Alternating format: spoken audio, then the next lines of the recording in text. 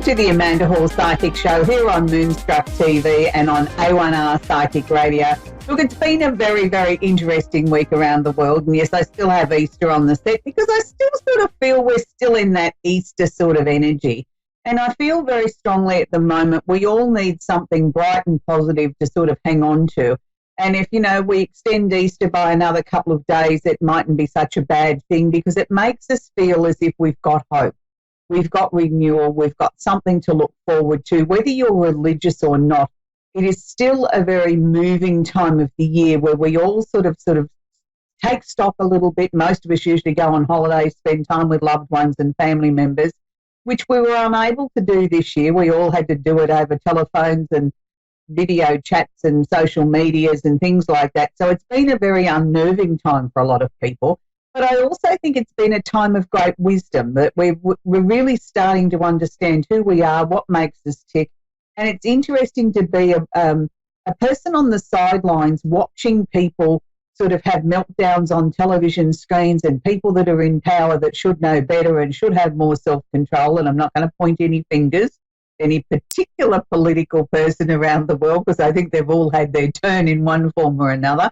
But it's just interesting to people watch, to see how people are handling things and looking at the way that the media is trying to keep everything positive and uplifting, even though around the world there's many, many countries in lockdown and restrictions of one form or another. So it's interesting how the media is playing a role in trying to give us the facts, the information, keep it honest and keep it real, but at the same time to try and thread some positivity through these very, very uncertain times. So it brings me to the card of the week this week. Now, it's interesting because I only draw this card probably about 20 minutes before the show, and I just collectively look at this as what we need to know as a globe for the next week. And this week I've drawn the Queen of Wands. Now, you might say to me, Amanda, how on earth is this going to sort of affect each and every one of us? Well, the Queen of Wands is a woman over 25 years for a start. So hopefully she's got a little bit of wisdom under her belt, green eyes, blonde to red hair, and it's usually on a more important meaning, looking at the personality. Now, the personality of the Queen of Wands is positive. She has a positive message to share with us. She's fiery, she's outspoken, she's a go-getter. So it's somebody that sort of we can maybe not necessarily always look up to or not always like, but we know that we're going to get the truth. So it's somebody that sort of calls it as it is. She's fiery, she's outspoken, probably doesn't think before she speaks. She just opens her mouth and it all flops at you. That sounds very much like me. But we need these sort of people in our lives. We need people that can be sort of leaders that aren't frightened to mention the truth, that aren't frightened to call it as it is, no matter what the consequences. So I think we all need to take on board a little bit of this energy this week of the Queen of Wands. Let's find something positive, at least one positive thing a day to focus on. Let's find a conversation that maybe we need to have. Maybe you need to pick up that telephone and reach out to somebody that you've had a disagreement with or haven't spoken to in years. Now's the perfect time to reach out to people, to mend those fences, to sort of not so much bring up the reason why you've had an argument to begin with, but let's get some positivity out there. So before we go on with the rest of the show, I just want to be a little tiny bit self-indulgent. For those of you that watch the show regularly, you'll know I'm a huge David Cassidy fan, and I was very, very upset when he passed away a couple of years ago now. Now, this week would have been David's 70th birthday. And the reason why I'm mentioning this, there were so many events and recognition ceremonies around the world that had to be shelved because of the coronavirus. And there was one that I was not so much involved with, but had a lot of communication with the ladies in that were handling one in Las Vegas, where there was going to be a star on the boulevard there for David, because he spent a lot of his professional time there doing shows on the Las Vegas Strip. And part of that was that some of the fans around the world were given the opportunity to purchase some jewellery that was made by David Cassidy's drummer, Terry Cote.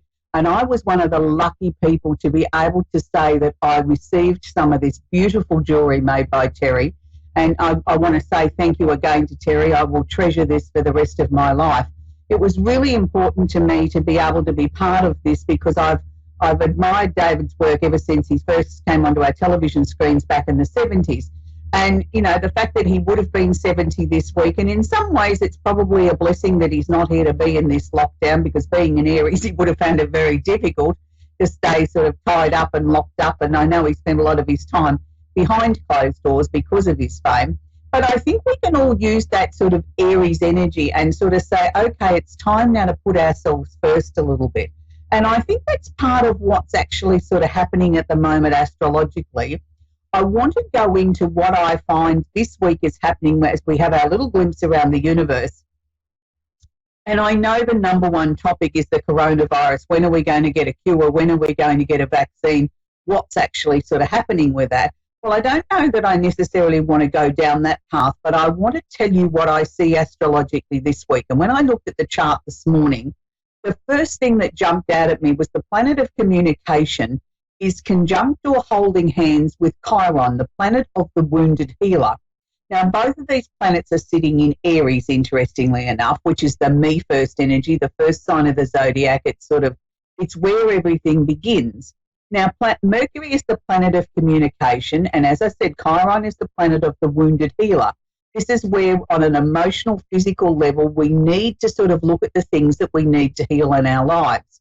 Now, when I saw those two, they jumped out at me to say, hang on a minute, there could be some breakthroughs this week by people being a little bit outspoken. Some of our leaders around the world, whether they're state politicians, whether they're governors, whether they're premiers, or whatever you tend to call the people that control the area that you're in, that's where I think we're going to get some breakthroughs. And it's by these people that lead our own local areas that are making decisions for their local environment that I think collectively we're going to get some breakthroughs, because as each person that governs an area looks at that particular area and the things that that area needs and the people need and how safe that they can keep their own communities, that I think we're going to see some hidden or some opportunities come out of those hidden areas that maybe the world as a collective hasn't thought of. It'll come from the inspiration of the I. I'm putting my district first. I'm putting my state first, and this is what I believe our people need. And it's from that that we collectively as the world can learn from each other. Now, this is very interesting because this is hidden in the 12th house, and the 12th house is things that are hidden from us. It's quite often a very deep emotional time when we look at planets that are hidden or hiding in the 12th house. So again, it's got a very positive sort of feel. It's the ability to delve deep below the surface and maybe find answers that we haven't seen or have been hidden from us previously. Then that moves me on to the planets that we seem to talk about so regularly, which is Pluto, sitting in Capricorn, been there since 2008, going to be there till 2022. Pluto, the planet of transformation, and it's the planet that I believe is responsible for this coronavirus. It's making us behave as a globe in a different way. We've had plenty of years to get our act together. We've had plenty of years to change the planet, to heal the planet, to look at monetary situations being out of control. We've had time to look at pollution and how we're destroying the planet. We've taken no notice. So Pluto's nearing the end of his reign there, and he says, well, okay, I'm going to get serious now. Pluto also happens to be holding hands or conjunct Jupiter. Jupiter is the planet of expansion, opportunity, and higher mind and the global sort of situation. Both of those are conjunct or holding hands, the part of fortune.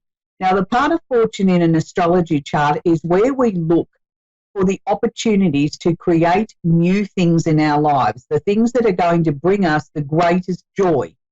Not necessarily bring us the most money, but bringing us what is destined to be our fortune. So it's interesting that they're all still sitting in Capricorn, which is governing big business, governments, anything, officials, doctors, dentists, hospitals, lawyers, those sort of things. So those three configurations together are still mighty powerful and still telling us that we have the opportunity to completely transform things. We have the opportunity to collectively as a globe to share the information that we've got with each other, and out of that, maybe, just maybe, out of all of that, by collectively sharing all the information from around the world and looking at this in not necessarily in a spiritual way, but looking at it in a much higher way than just, oh my goodness, this is what's happening in my local environment. Yes, that's important. It's incredibly important. But then we also have to see how that piece fits into the jigsaw puzzle as a globe. So I think taking it from the eye to the world, I think there's answers and breakthroughs that could possibly come in this next 7 days. They may not necessarily be that obvious that woohoo, here's the answer, but I feel that there's going to be some important announcements that are going to come, and not necessarily come from people that are normally on the world stage. We might get little breakthroughs coming from countries we've never heard of or never knew much about, or governors or leaders out of states, out of countries that we've never heard of before, and they've got some answers.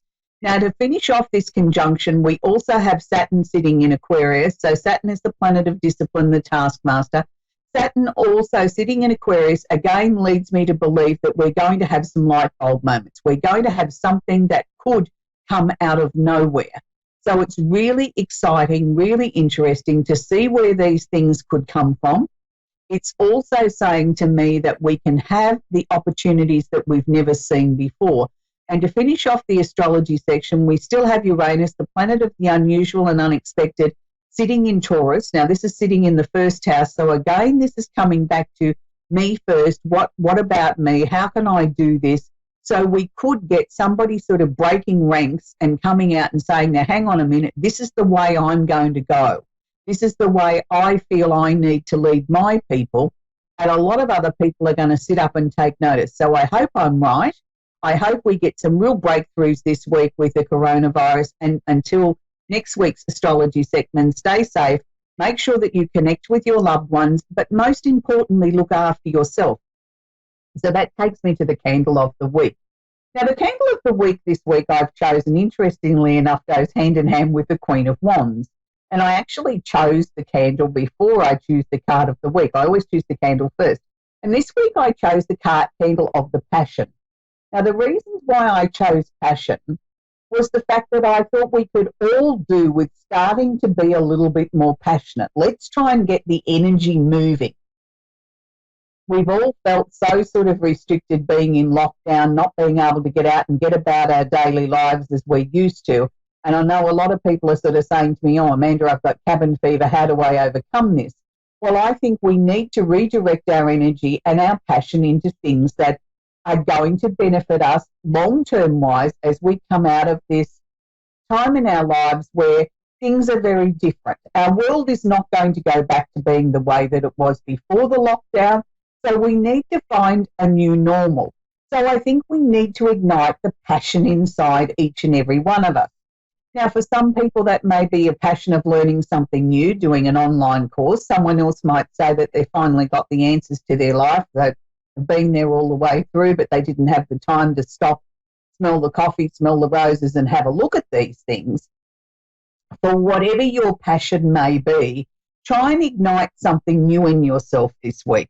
And I think that that's really important.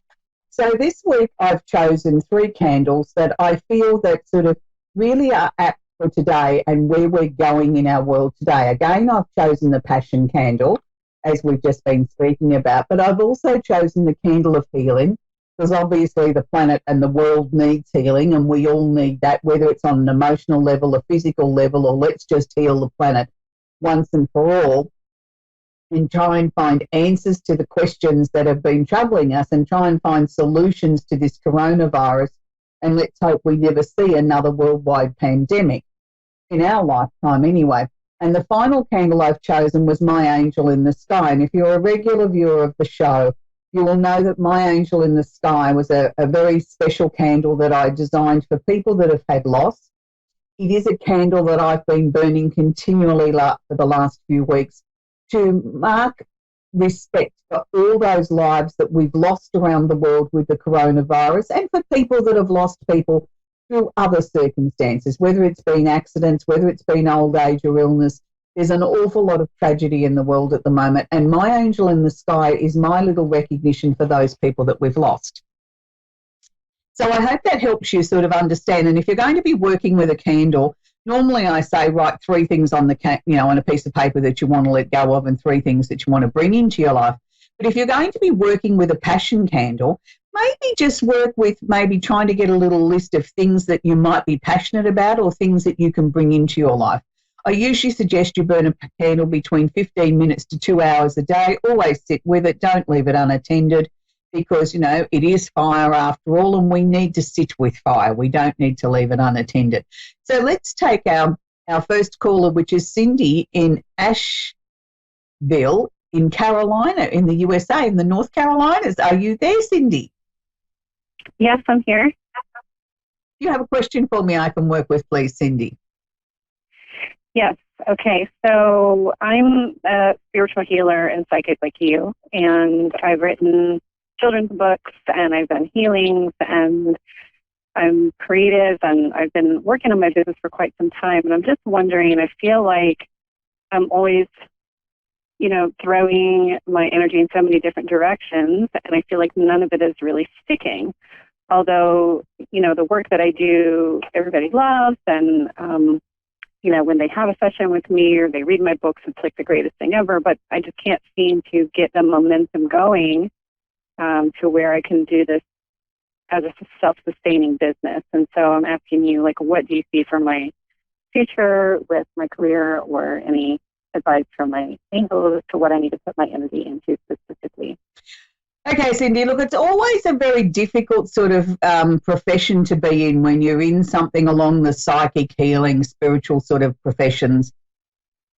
Mm-hmm. Even though it's a very important profession, and don't get me wrong, it's a very difficult one in to try and maintain the momentum or get a regular income coming in that you can say, I'm completely and utterly self-sufficient in it.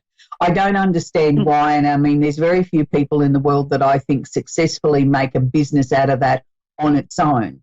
So my suggestion would be, let's try and split this up. Yes, I know that this is very important to you and you're doing some amazing work, but maybe look at topping it up with a small part-time job, something that sort of just covers the day-to-day expenses, that takes the pressure off the situation. Because a lot of times psychic and healing work is about energy. And it's like, we try and be in the right space to live walk the talk that we believe in and what we share with our customers. And then all of a sudden, we, I think, unconsciously block ourselves because, oh my goodness, the phone bill needs paying. Oh my goodness, we've got bills that we haven't paid and all this sort of stuff. So we block the flow of the energy. Where if we take that pressure off and you have a couple of days of work a week where you've got a guaranteed income coming in, it tends to then sort of make it flow better. And it's sort of, I think it also brings balance into your life. And I think that's one of the hardest things, is to keep yourself balanced, grounded and focused when you're working with other people and other people's emotions. And, you can sort of have all the rituals under the sun for doing clearings and keeping your energy clear and whatever. But it takes a very, very strong person to be able to still remain focused, to be able to remain grounded and still be able to push through this. And it's not always an industry where, money flows in on a regular sort of basis. It comes in fits and starts. And when you're so concerned about how you're going to pay your way in the world, I actually feel that prevents other flows coming to you, like, the inspiration to write more books or to design more courses or to be able to sort of allow you to grow in that way, because you've got to take care of business. You've got to take care of the day-to-day earthly things that need to be sorted as well. So can I suggest a balance of both? And I know it's very difficult with everybody in lockdowns and everything at the moment where, a lot of people are very concerned about what the next steps are. But if you were to look at this as your time to look at, okay, what can I do coming out the other side? Where could I sort of maybe get a couple of days a week work? I think you'll find then once you've got the answer to that, even if you haven't landed the job just yet, you'll start to find more inspiration, more creativity, more ideas will come to you about your spiritual sort of work. And you'll start to feel like you're getting on a roll again. You'll start to feel as if you're starting to reignite that passion again in a stronger, more determined, more focused sort of way. I know they've got a lot more work for you to do. But I also know very clearly by what they were showing me is that it's like a set of scales. They want everything balanced. And it's like it's going to be a juggling act and it's going to be a balancing act, but we will eventually get some sort of equilibrium here. And that's what they're looking for. So I think we need to bring things back into balance. They're also showing me that there is at least 2 more books to be written. But I also sort of felt that there was more teaching or more courses or something like that, or workshops that you're going to do. But again, I think we need to look at this in maybe a slightly different way. Maybe now use this time to hone your online skills, to, look at doing virtual deliveries, things like that, not so much filling a classroom full of people in a physical location, but maybe looking at expanding it out. And that's where I think your strength is going to lie. But I wish you well. I know that you're going to do well, Cindy, and keep up the good work. We're going to go to Reggae now in Seaside Heights in New Jersey. Are you there, Reggae? Hi, Amanda, how are you? How can I help you, sweetie? Do you have a question for me?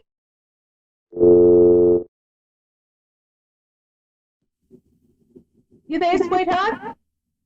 Yes, hi. It's actually Reggie, Reggie, Reggie. Right. Sorry, dear. How can I help you? No, that's okay. I'm just wondering what is in the future for me as far as love goes. Okay. Let's have a look at that for you. It's really interesting because the first thing that they're sharing with me is the fact that you still haven't let go of a previous relationship. Now, I'm not saying that on a physical. I'm saying that's on an emotional. But was that a couple of years ago now, somebody that you sort of felt that there wasn't a clear-cut answer to why the situation ended, or you didn't get... I just sort of feel as if it was unanswered to me. It was unfinished. Yes. Yeah, definitely. Now, that's a really tricky one because, if we haven't got answers now, the chances of us getting those answers are probably remote and none. And sometimes the answer is there is no answer. Sometimes we've just got to sort of say, well, look, I've tried, I've done everything I can possibly do. I've now just got to cut it loose, shut the door and say, that's it. The answer is there is no further answers and try and move on from that. It's interesting because I don't think it's a deliberate thing that you've dwelled on this and sort of prevented yourself from attracting love. It's sort of more on an emotional soul level that it hasn't let go of this. Do you know what I mean? It's sort of like, It's not something that you're walking around every day thinking about, but it's on this emotional soul level that says, I still feel I need answers. So maybe the best way we can do this is maybe record it on your phone about all the things that you can remember about it, what you got answers to, what you didn't get answers to, and then hit the delete button and say be gone. And that might be a way of just clearing that blockage so that we can get on to the now and sort of get on to living again and attracting love again. I do feel that there will be a new relationship. I don't think it's going to be next week.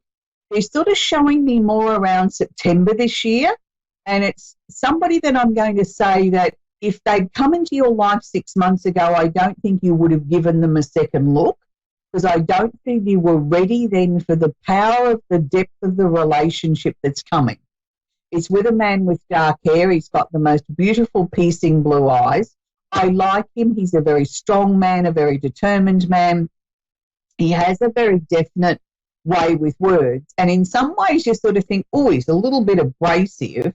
It's not necessarily he's abrasive. It's the fact that he calls it as he sees it. He doesn't sort of mince his words. If he's got something to say, he says it. He stands by what he said. He doesn't change his mind when someone questions him or whatever. This is my belief and that's it. And some people see that as arrogance. I just see that as a very strong, determined man who's comfortable in his own skin, that, is happy to admit if he's wrong, but if he believes in something, he believes in it. And that's, that's a good thing. And I feel that this direct honesty is going to be a refreshing change for you. You've had too many people in your life that have given you too much BS and told you what they thought you wanted to hear and never really been solid.